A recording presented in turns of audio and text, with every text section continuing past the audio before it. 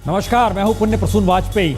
सड़क से संसद को हिलाने वाले आंदोलन के बाद राजनीति ने विधानसभा के भीतर पहुंचा दिया, लेकिन विधानसभा के भीतर से आंदोलन की खुशबू बार बार सड़क पर खींच कर ले आती थी। यह सियासत नहीं है, कुछ और है। यह आंदोलन भी नहीं है, कुछ और है। लेकिन इन सब के बीच एक खुशबू हर किसी ने महसूस की कि जनता की भागीदारी अगर राजनीतिक दलों के आंदोलन के साथ खड़ी हो जाए तो इस देश में सियासत पलटी जा सकती है, बदली जा सकती है। लेकिन ये अपने अपने तरह की सियासत दिल्ली में किस रूप में कैसे आएगी किसी ने सोचा नहीं था, लेकिन बिगड़ेगी ऐसी यह भी किसी ने नहीं सोचा था। मसला जन लोकपाल को इस देश में 2 बरस पहले शुरू हुआ और 2 बरस बाद सत्ता मिलने के बाद राजनीतिक दल दोबारा उसी सड़क और उसी चौराहे पर आकर खड़े होकर उसी जन लोकपाल के नारे को लगा रहा है। मतलब क्या निकाला जाए? मतलब कई निकलेंगे। दरअसल दस्तक में बात आज इन सभी की होगी। लेकिन एक सवाल हर किसी के सामने है, दिल्ली का क्या होगा? दिल्ली में राष्ट्रपति शासन या फिर चुनाव? बीजेपी ने इनकार कर दिया है। बीजेपी का कहना है जी नहीं, हम चुनाव में जाने को तैयार हैं, हम सरकार नहीं बनाएंगे। अब सवाल है केंद्र क्या करेगा, लेकिन हमको लगता है केंद्र क्या निर्णय लेगा और उसके बाद एलजी की सत्ता होगी नहीं होगी, सब कोई तैयारी है। जरा हम इसको लगता है राष्ट्रपति शासन या चुनाव को लेकर जितने भी सवाल हैं इसको जरा आगे बढ़ाते हैं और इस गेट को खोलते हैं और आपको विधानसभा के भीतर ले जाने वाली परिस्थितियों में लेकर चलते हैं। क्योंकि राष्ट्रपति शासन या चुनाव की स्थिति क्यों आकर खड़ी हो गई और ये बात क्यों हो रही है कि दरअसल ऐसा होना चाहिए। तो आइए जरा हम आपको अंदर लिए चल रहे हैं उस हरी हरी घास पर, जिसके ऊपर खड़े होकर जरा इस विधानसभा की एक तस्वीर आपको हम दिखाते हैं। ये तस्वीर कई मायनों में महत्वपूर्ण है क्योंकि विधानसभा की तस्वीर कमोवेश वही है। आइए जरा विधानसभा के भीतर खड़े होकर देख ले। आज बड़ा हंगामा हुआ, यहाँ भाषण भी कुछ ऐसे दिए गए जो सामान्य तौर पर दिए नहीं जाते। 8 सीट कांग्रेस की है, लेकिन कांग्रेस लगातार इस बात को जश्न और हिम्मत और दम्भ के साथ कहती रही, सरकार हम पे टिकी है, चुनाव हम नहीं चाहते हैं, जनता पे बोझ ना पड़े हम नहीं चाहते हैं, हारे हम जरूर हैं लेकिन हम फिर से दोबारा चुनाव नहीं चाहते। ये 8 कांग्रेस के विधायक थे और इन विधायकों का ये कहना था। इनके समर्थन पे कौन टिका था ये दूर की गोटी, लेकिन सबसे ज्यादा सीट बीजेपी को 32 मिली थी। आंकड़े कुछ इस तरीके थे, बीजेपी 32 पाकर भी सत्ता तक नहीं पहुंच सकती थी। आम आदमी पार्टी 28 था उस वक्त, लेकिन आज 27 हमें इसलिए लिखना पड़ रहा है क्योंकि एक शख्स को पार्टी से निकाला गया। उस एक शख्स ने अरविंद केजरीवाल को लेकर अपनी बातों को इस तरीके से रखा, उसने कहना था वो एक तानाशाह हो गए हैं। ये सारी परिस्थितियां बतलाती हैं कि कहीं ना कहीं आम आदमी पार्टी के भीतर भी कुछ अच्छा नहीं चल रहा था। इसीलिए ये 28 के बदले 27 हो गया और एक इधर खिसक गया। एक में जनता दल यूनाइटेड के विधायक, एक निर्दलीय शौकीन साहब और तीसरे जो हैं बिन्नी साहब हैं। लेकिन आज जो वोट पड़े ये भी जरा समझना चाहिए, जन लोकपाल पेश रखा जाए या ना रखा जाए, इसको लेकर भी जो वोट पड़े वो आम आदमी पार्टी की तरफ से 27 वोट पड़े, जबकि 26 पड़ने चाहिए थे क्योंकि एक तो स्पीकर है। लेकिन एक बिन्नी ने वोट डाला, जो जानकारी मिली कि एक वोट और था, वो किसका वोट था नहीं वोट था, लेकिन बिन्नी इस बात का जिक्र लगातार करते रहते थे, मैं तो आम आदमी पार्टी का कार्यकर्ता हूँ, निकला हूँ, खून निकला है, पसीना निकला है, सड़क की राजनीति की है, मोहल्ला सभा मेरी ही देन थी, तो मैं तो जन लोकपाल चाहता हूँ। तो जाहिर है जन लोकपाल का सवाल आया होगा तो उन्होंने ये वोट किया होगा। अब इस स्थिति में दोबारा विधानसभा सज नहीं सकती है, कोई सरकार बनाएगा नहीं। तब सवाल है राष्ट्रपति शासन या चुनाव का ऐलान। चुनाव के ऐलान का मतलब यह है कि लोकसभा चुनाव के साथ ही चुनाव हो जाएं। फरवरी 28 या मार्च 1 नोटिफिकेशन जारी होना है चुनाव आयोग की तरफ से लोकसभा चुनाव के। अप्रैल लास्ट और मई के शुरू में वोटिंग हो जानी है इस देश में। 21 मई तक लोकसभा सजनी है और उसी के साथ अगर विधानसभा सजती है तो ये दिल्ली की अपनी खूबसूरती होगी कि किस रूप में निकली है। कई सवाल अब इसके आगे निकल रहे हैं। अगर विधानसभा की ये तस्वीर है, क्या ये तस्वीर दोबारा बनेगी? हम आपको 3 तस्वीर दिखाते हैं। ये 3 तस्वीर बड़ी यादगार तस्वीर है। एक तस्वीर है 8 दिसंबर। ये तस्वीर बतलाती है कि किस तरीके से आम आदमी पार्टी जीती थी 28 सीटों के साथ। दूसरी तस्वीर बताती है 28 तारीख की, किस तरीके से शपथ ली गई थी। और तीसरी तस्वीर बताती है 14 यानी आज की वैलेंटाइन डे मत बोलिएगा, आज फ्राइडे ही बोलिए, क्योंकि फ्राइडे के साथ ब्लैक फ्राइडे भी जुड़ जाता है, जिसका जिक्र बीजेपी कर रही है, दाग की जिक्र कर रही है कांग्रेस। और सत्ता से प्रेम नहीं है, प्रेम का जिक्र है दिन का, लेकिन उसको प्रेम नहीं है और हमको जनता से प्रेम है, इसका जिक्र वैलेंटाइन डे के तौर पे अपने तरीके से आम आदमी पार्टी कर रही है। इन सारी परिस्थितियों के बीच आगे का रास्ता कैसे, किस रूप में, किस तरीके से निकलेगा, इसकी एक लकीर हम आपको खींचकर दिखाते हैं। ये लकीर दरअसल मतलब ये है, अरविंद केजरीवाल फायरी ब्रांड नेता थे, आंदोलन कर रहे थे, सत्ता में आए, लेकिन विधानसभा से लेकर आज सड़क पर दोबारा पार्टी हेडक्वार्टर की खिड़की पर खड़े होकर जिस तरीके से उन्होंने जिन बातों का जिक्र किया, उसमें तीखापन था, तलखी थी, गुस्सा भी था, आक्रोश भी था। सत्ता छोड़ने का दुख या मलाल नहीं, बल्कि आगे राजनीति साधने का एक चिंतन भी हो रहा होगा। लेकिन सवाल था, जनता को क्या मिला? जनता की हथेली तो खाली ही रह गई। लेकिन इस रिपोर्ट को देखिए, फिर बात होगी उस जनता की भी। यूपीए की सरकार को पिछले 10 साल से मुकेश अंबानी चला रहा था, और पिछले 1 साल से मोदी जी के पीछे भी मुकेश अंबानी है। वही खिड़की, वही तेवर, लेकिन अलग अलग ऐलान। आम आदमी पार्टी की सरकार के लिए करीब 2 महीने का वक्त मानो रेत की तरह निकल गया। इतना पैसा कहां से आता है? मोदी जी हेलीकॉप्टर लेके घूमते हैं।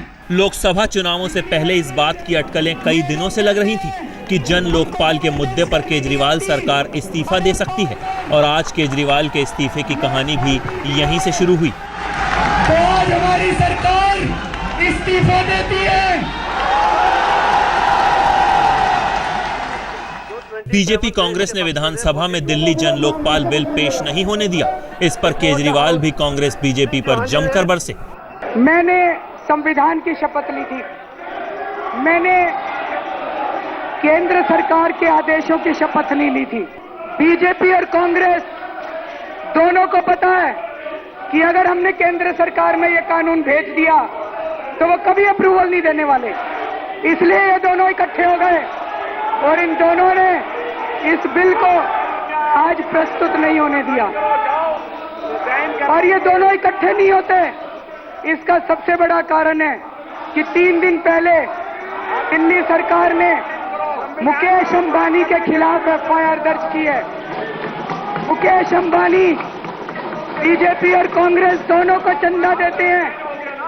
मुकेश अंबानी इन दोनों पार्टियों के पीछे है, इसलिए ये दोनों इकट्ठे हो गए हैं। केजरीवाल ने इस्तीफे से पहले ही विपक्ष को आगाह कर दिया कि अब एक बार फिर आंदोलन होगा। ये आंदोलन सड़क से संसद तक जाएगा।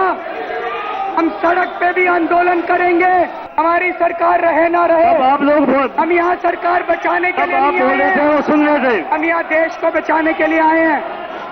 भ्रष्टाचार को दूर करने के लिए अगर 100 बार मुख्यमंत्री की कुर्सी को दांव पे लगाना पड़े तो 100 बार क्या 1000 बार भी अपनी सरकार को दांव पे लगाने के लिए तैयार हैं। और मुख्यमंत्री की कुर्सी तो क्या, अगर अपनी जान देश के लिए देनी पड़े तो मैं अपने आप को बहुत सौभाग्यशाली समझूंगा। मुझे लगता है कि ये आखिरी हमारा सेशन है। यही वो लाइन थी जिसने साफ कर दिया था कि केजरीवाल का इस्तीफा तय हो गया है। इस बयान के बाद ही अचानक विधानसभा को अनिश्चितकाल के लिए स्थगित कर दिया गया। तुरंत केजरीवाल कैबिनेट ने मीटिंग की और केजरीवाल का इस्तीफा तैयार हो गया, और मानो 8 दिसंबर की तस्वीरें दूसरे रंग में फिर सामने आ गई। दफ्तर की खिड़की से केजरीवाल ने फिर हुंकार भरी। तो आज हमारी सरकार इस्तीफा देती है।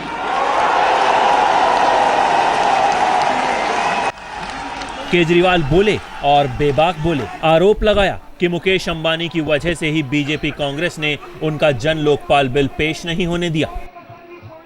मुकेश अंबानी ने कहा है कि कांग्रेस मेरी दुकान है, मैं जब चाहूं कांग्रेस में जाके जो मर्जी खरीद सकता हूं।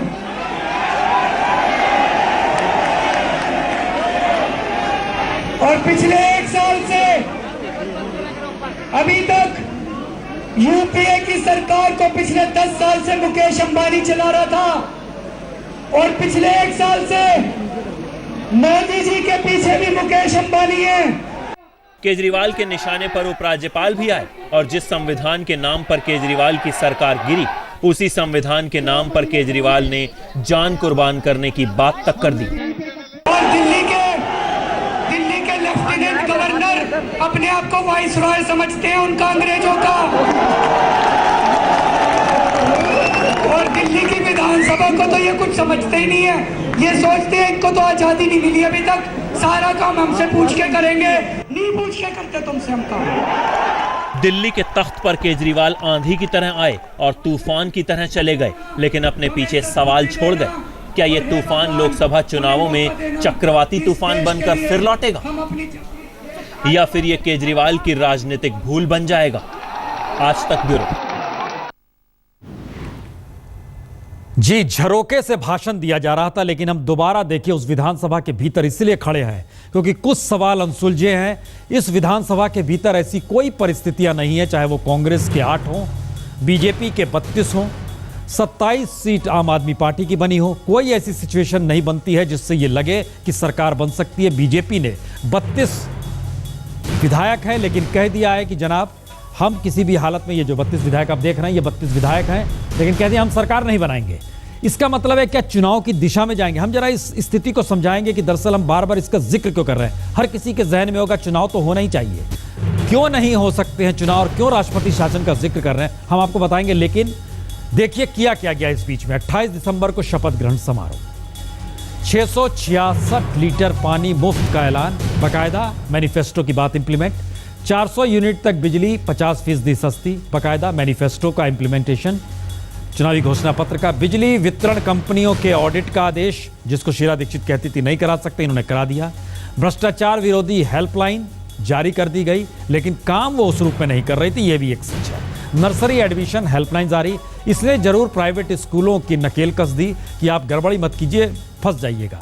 84 के दंगों पर एसआईटी के गठन को मंजूरी, ये एक बड़ा सवाल था, क्या इस पर उंगली डालेगा या नहीं डालेगा? उंगली डाल दी, कांग्रेस से सीधे टक्कर दी, हेड ऑन पॉलिसी। बिजली आंदोलन करने वालों के बिल माफ कर दिए, ये पार्टी का आधार बेस बढ़ा लिया। रिलायंस गैस कंपनी की कीमतों पर एफआईआर, ये एक ऐसा निर्णय था जिसने केंद्र को भी कटघरे में खड़ा कर दिया और एक सवाल ला दिया कि दरअसल अगर दिल्ली सरकार ऐसे चलेगी तब क्या होगा। भुल्लर की फांसी का विरोध भी किया गया। ये सारी परिस्थितियां जिस तेजी से चलती चली जा रही थी, उसने कई सवाल खड़े किए कि क्या वाकई अरविंद केजरीवाल अपनी सत्ता को त्यागने के लिए ऐसे बड़े बड़े निर्णय ले रहे हैं। एक सवाल यह था, क्योंकि देखिए 2 कैबिनेट मिनिस्टर के खिलाफ एफआईआर, मुकेश अंबानी के खिलाफ एफआईआर, रिलायंस कटघरे में पूरे के पूरी गैस जो कि 1 अप्रैल से बढ़नी है, उसको लेकर आज ही कहा गया पेट्रोलियम मंत्रालय की तरफ से जी नहीं, कीमतें कम नहीं होगी। मतलब बहुत साफ है, राजनीतिक तौर पर जनता के उस मर्म को पकड़ने की कोशिश अरविंद केजरीवाल कर रहे थे जिसके जरिए आगे सियासत साधी जा सके। और दूसरी तरफ वो कौन सी मुश्किल है कांग्रेस के पास, वो कौन सी मुश्किल है बीजेपी के सामने, उससे हटकर अन्ना हजारे आज थोड़े दुखी नजर आए। तो अन्ना ने क्या कहा और कांग्रेस ने क्या कहा, जरा दोनों सुनिए। लोकपाल बिल और मोहल्ला सभा, इस पर केजरीवाल ने जो बिल लाया था तो विरोधी पक्षों ने उसको विरोध जो किया और उसके कारण अरविंद केजरीवाल ने इस्तीफा दे दिया। अरविंद को इस्तीफा देने का समय आना ये दुर्भाग्य की बात है, ऐसे हमारा मानना है कि दोनों इशू बहुत महत्वपूर्ण है, लोकपाल और मोहल्ला सभा। उसमें विकेंद्रीकरण की बात है, सत्ता का विकेंद्रीकरण हो, जनतंत्र की बात है। ऐसे महत्वपूर्ण बिल पर ये चर्चा जो होनी थी और वो ना होने के कारण अरविंद ने इस्तीफा दे दिया, ये दुर्भाग्य की बात है, ऐसे मेरा कहना। जिस तरीके से केजरीवाल जी और उनकी पार्टी ने जब से सत्ता संभाला, जिस तरीके से उन्होंने अलग अलग विषयों के ऊपर स्टैंड लिया, कहीं पर भी ऐसा नहीं लगा कि वो लोग सीरियस थे, वो लोग चिंतित थे कि जो वायदे उन्होंने जनता के बीच में करे हैं उन वायदों को वो पूरा करें। ऐसा कहीं पर भी नहीं लगा कि वो सही मायने में दिल से चाहते हैं कि दिल्ली में भ्रष्टाचार मुक्त हो।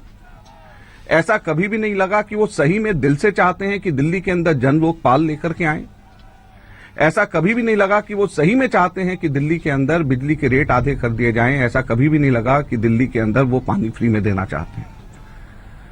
आज भी जिस प्रकार से केजरीवाल जी ने अपना इस्तीफा दिया, जिस प्रकार से उन्होंने बयान दिया, उसको देख करके हमें बहुत दुख हुआ है। तो कौन सी स्थिति है जिससे कांग्रेस परेशान है? दिल्ली एक केंद्र शासित राज्य है, लेकिन यहां पर कांग्रेस हारी, सबसे साख वाली मुख्यमंत्री हारी, और इन सब के बावजूद भी आम आदमी पार्टी को समर्थन कांग्रेस नहीं दिया। दरअसल ये कई मामलों में बहुत महत्वपूर्ण है। जो सवाल हम उठा रहे हैं कि चुनाव या राष्ट्रपति शासन, दरअसल ये थोड़ा समझना होगा कि 40, 45, 49 दिन, मान के चलिए 49 दिन हुए पूरे। इस 49 दिनों में जो भी किया अरविंद केजरीवाल ने, इससे इतर अब केंद्र चाहेगा चुनाव ना हो, यहां पर राष्ट्रपति शासन लगे, एलजी की अगुवाई में वो सत्ता संभाले केंद्र में, और दिल्ली में वो अगले 3 महीनों में इस तेजी से कुछ काम करे जिसके जरिए मैसेज ये जाए कि देखिए गवर्नेंस इसको कहते हैं, और आम आदमी पार्टी गवर्नेंस में फेल हो गई। कांग्रेस हमेशा ये चाहेगी, इसीलिए चुनाव नहीं राष्ट्रपति शासन लगेंगे। और चूंकि केंद्र को अंग्रेजों के शासन, एलजी को वायसराय अरविंद केजरीवाल ने अपने इस्तीफे के साथ कहते हुए जोड़ा है, तो बहुत साफ है, टकराव बड़ा सीधा है। अगर दिल्ली के चुनाव लोकसभा के साथ हो जाएंगे तो वो आम आदमी पार्टी का वोट बैंक लोकसभा में भी सेंध लगाएगा, दिल्ली की 7 सीटों पर भी सेंध लगेगी, और ये कहीं ना कहीं राष्ट्रीय तौर पर भी चीजें नजर आएंगी। इसलिए कभी नहीं चाहेंगे कांग्रेस पार्टी या केंद्र सरकार कि किसी भी हालत में दिल्ली के चुनाव केंद्र के साथ हों। लेकिन ये टकराव, नजीब जंग, खासतौर से एलजी और अरविंद केजरीवाल यानी मुख्यमंत्री के बीच रहा क्या, और कैसे मोड़ पर आके सरकार से इस्तीफे देने की बात आ गई, जरा ये देखिए। कि क्या दिल्ली के उपराज्यपाल ने इस विधानसभा को कोई संदेश दिया है? अध्यक्ष महोदय, आप कृपा कर एलजी का कोई रेफरेंस आपके पास आया है उसको सदन के पटल पर रखें। तो एलजी साहब का लेटर आया है, उसके ऊपर अपना वक्तव्य दीजिए। दिल्ली विधानसभा की कार्यवाही जैसे ही शुरू हुई, चारों तरफ से चिट्ठी चिट्ठी का शोर उठने लगा। इस शोर से 3 बातें तय हो गई। एक तो ये कि एक चिट्ठी है जो राज्यपाल ने विधानसभा के अध्यक्ष को लिखी है। दूसरा ये कि उस चिट्ठी में ऐसा कुछ जरूर है जो जन लोकपाल को ध्वस्त कर सकता है। और तीसरा ये कि उस चिट्ठी में केजरीवाल सरकार को संविधान के मुद्दे पर घेरने का अंतिम औजार है। एलजी बदर। तीनों बातें सच थी, लेकिन इन तीनों सच्चाई से आगे खड़ा एक चौथा सच ये था कि अब दिल्ली में केजरीवाल बनाम उपराज्यपाल की लड़ाई अपने मकाम की ओर है। The message may kindly be informed to the Assembly before the above referred bill is introduced during the sitting of the current session. इसके बाद तो दिल्ली की विधानसभा शोर के एक ऐसे दलदल में धंसती चली गई जिसका एक भी शब्द स्पष्ट नहीं था।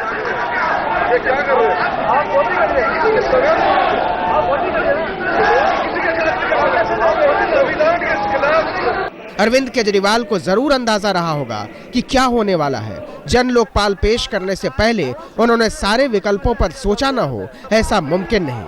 लेकिन इसके बावजूद जन लोकपाल पेश करने की कोशिश की गई। बिल पेश हो गया है, लोकसभा में लोकपाल बिल पेश हो गया है। होने के नाते मैंने ये तय किया है कि मैंने एलजी साहब की सूचना को हाउस के समक्ष रखने के बाद लोकपाल बिल को पेश करने की अनुमति दी है। अब लोकपाल बिल पर चर्चा कीजिए। यह अर्ध सत्य था, पूर्ण सत्य इसके आगे आने वाला था, और वो ये कि जन लोकपाल पेश नहीं हो सका। उपराज्यपाल ने जो सवाल उठाए थे उसके बाद अरविंद केजरीवाल सरकार की उल्टी गिनती शुरू हो चुकी थी। वो अपने इस्तीफे को और टाल नहीं सकते थे। दिल्ली से मौसमी सिंह के साथ आज तक ब्यूरो। दरअसल मुश्किल क्या है, जन लोकपाल क्यों लकीर के बीच में आकर खड़ा हो गया, ये समझना चाहिए। लोकपाल इसी दौर में संसद ने पास कर दिया। जन लोकपाल पास होता तो कहीं वो उससे ज्यादा बड़े कटघरे में नेताओं को खड़ा कर रहा था। लोकपाल के दायरे में पीएम नहीं आते, यहां सीएम भी आ रहे थे। दूसरा बड़ा सवाल था, इस दौर में लोगों ने बहुत सारे घोटाले घपले देखे, और इन घोटाले घपलों को देखते हुए अब बात यहां तक आ चली थी कि क्या वाकई राजनीति एक ऐसी दिशा में आ गई है जहां रास्ता और समाधान नहीं मिलता है। तीसरा बड़ा सवाल था कि जी नहीं, क्या ये स्थिति ऐसी आ गई है जहां पर दिल्ली से आगे केंद्र की बात सोचनी होगी। हम जरा इस दरवाजे से हमको लगता है बाहर निकलना चाहिए, क्योंकि राष्ट्रपति शासन या चुनाव जिसका जिक्र हमने किया था वो इसलिए अब बड़ा महत्वपूर्ण है क्योंकि इस दौर में घोटाले दर घोटाले इस देश ने बाखूबी देखे। न्याय की गुहार बीजेपी ने संसद के भीतर भी लगाई और बाहर भी लगाई। प्रधानमंत्री तक ने कहा सीबीआई बुला ले, मैं चला जाऊंगा। किसके हाथ किसका दामन दागदार है ये देखने की बात है, लेकिन देश का भरोसा भ्रष्टाचार को लेकर राजनेताओं से डिग चुका है, यह भी एक सच है।